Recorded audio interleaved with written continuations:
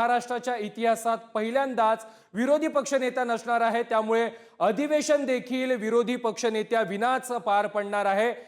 विधानसभेमध्ये विरोधी पक्षनेतेपदासाठी मवियातील तिन्ही पक्षांकडे संख्याबळ नाहीये, पण विधानसभेमध्ये भास्कर जाधवांना विरोधी पक्षनेता करण्यासाठी ठाकरेंची शिवसेना ही आक्रमक पाहायला मिळते। विधानसभेमध्ये विरोधी पक्षनेता नेमला जाणार की नाही याबाबत निर्णय विधानसभा अध्यक्ष राहुल नार्वेकर हे अधिवेशनादरम्यान घेणार आहेत। विधानसभेतील विरोधी पक्षनेतेपदासाठी अर्ज आल्यास विचार करू असं विधान या अगोदर नार्वेकरांनी केलेलं होतं। तर ठाकरेंच्या शिवसेनेच्या अंबादास दानवेंचं विधान परिषदेतील विरोधी पक्षनेतेपद देखील धोक्यात आहे। विधान परिषदेमध्ये देखील ठाकरेंकडे पुरेसं संख्याबळ नसल्यानं अंबादास दानवे यांचं परिषदेतलं विरोधी पक्षनेतेपद देखील धोक्यात असल्याचं बोललं जात आहे। विरोधी पक्षनेतेपदासाठी सभागृहातील एकूण आमदारांच्या 10% संख्याबळ आवश्यक आहे। विधान परिषदेमध्ये विरोधी पक्षनेतेपदासाठी ठाकरेंच्या शिवसेनेकडे आवश्यक संख्याबळ नसल्याची माहिती आता उघड झालेली आहे।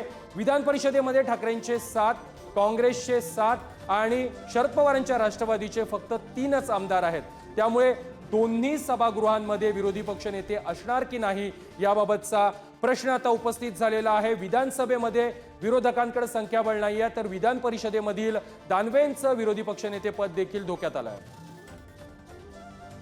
या संदर्भात अधिक माहिती देत आहेत आमचे प्रतिनिधी पंकज दळवी।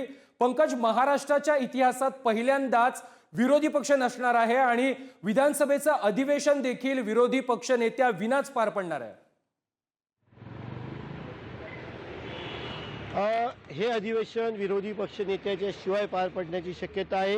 कारण आपण काल जर का प्रत्येक नेत्याच्या प्रतिक्रिया बघितल्या तर त्या प्रतिक्रियांमध्ये प्रत्येक नेता हेच म्हणत होता, सत्ताधारी पक्षाकडून म्हटलं जात होतं की आम्ही कुठल्याही पद्धतीने अधिवेशन रेटून नेणार नाही, अधिवेशनामध्ये विरोधकांना सोबत घेऊन जाऊ। मात्र विरोधकांचं म्हणणं असं आहे की सत्ताधाऱ्यांनी अध्यक्षांच्या मनात आलं तर ते विरोधी पक्षनेतेपद देऊ शकतात। त्यामुळे विरोधी पक्षनेतेपदासाठी अध्यक्षांनी पुढाकार घ्यावा। इकडनं म्हटलं जातं की तुम्ही यावेळी अर्ज दिला तर आम्ही विचार करू। मात्र संख्याबळ बघता विरोधी पक्षनेता कोण असणार हे महत्त्वाचं आहे। भास्कर जाधव यांच्यासाठी यांनी विरोधी पक्षनेतेपद देण्यात यावं याच्यासाठी आग्रही आहेत। विधानसभेचं अधिवेशन हे जे आहे विधिमंडळाचं अधिवेशन, त्यात विधानसभा ही या अधिवेशनाचे 6 दिवसाचं अधिवेशन आहे। त्याच्यामध्ये विरोधी पक्ष नेत्याच्या शिवायच ते जाणार अशी शक्यता आहे।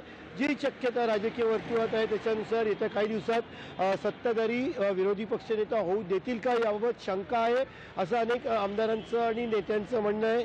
आपण आता विधान परिषदेमध्ये आवश्यक संख्याबळ जे आहे ते शिवसेनेकडे नाही आहे। मात्र अंबादास दानवे यांना विरोधी पक्षनेतेपदावरती राहू शकतील का हे सुद्धा प्रश्न निर्माण होतोय। जर का ठरवलं तर विरोधी पक्षनेतेपद हे दुसऱ्या पक्षाकडे जाऊ शकतं। आपण संख्याबळ प्रेक्षकांना दाखवलं, पण रावसाहेब दानवे माफ करा अंबादास दानवे जे आहेत त्यांचा इतर नेत्यांशी असलेला संपर्क, विशेषतः भाजपाशी नेत्यांशी असलेले त्यांचे सलोख्याचे संबंध, त्यामुळे विधान परिषदेमध्ये गोंधळ होण्याची शक्यता या क्षणाला कमी आहे। मात्र विधानसभेमध्ये अजूनही विरोधी पक्षनेतेपद नाही आहे। विरोधी पक्षनेतेपदाशिवाय हे अधिवेशन पुढे जाईल अशी स्पष्ट चिन्ह किंवा संकेत आता दिसत आहेत। त्यामुळे जसं तू म्हणालास तसं की पहिल्यांदा इतिहासात विरोधी पक्षनेत्याशिवाय अधिवेशन जे आहे ते पार पडतं। विरोधी पक्षनेता नाही आहे। सरकारचे मुद्दे खोडून काढण्यासाठी एक चेहरा लागतो, तो चेहरा विरोधकांचा प्रमुख असतो, विरोधकांचा नेता असतो सभागृहातला। आणि असं असताना अजूनही एकही नेताचं नाव विरोधी पक्षनेते म्हणून पुढे आलेलं नाही आहे। शिवसेनेकडून भास्कर जाधव यांचं नाव आहे, मात्र त्यांच्या बाबतीत शिवसेनेने अर्ज अजून केलेला नाही आहे। दावा केला तर अध्यक्ष विचार करतील। राहुल नार्वेकर अध्यक्षांच्या खुर्चीत बसलेले आहेत। राहुल नार्वेकरांनी सुनावणी जी घेतली होती किंवा पक्षांचा काय विषय होता, पक्ष कोणाचा, चिन्ह कोणाचा, हा जो विषय आहे, आमदारांच्या अपात्रतेचा विषय आहे, तो अतिशय योग्य म्हणण्यापेक्षा हाताळला होता। त्याचा त्यांना चांगला अनुभव आहे। त्यामुळे अध्यक्षांच्या कोर्टामध्ये आता चेंडू टाकला जाईल। अध्यक्ष निर्णय घेणार का हे महत्त्वाचं असणार आहे। नक्कीच पंकज, विरोधी पक्षनेता निवडायचा की नाही याबाबतचा चेंडू अध्यक्षांच्या कोर्टात टाकला जाईल। अध्यक्ष या संदर्भातील महत्त्वाचा निर्णय घेतील।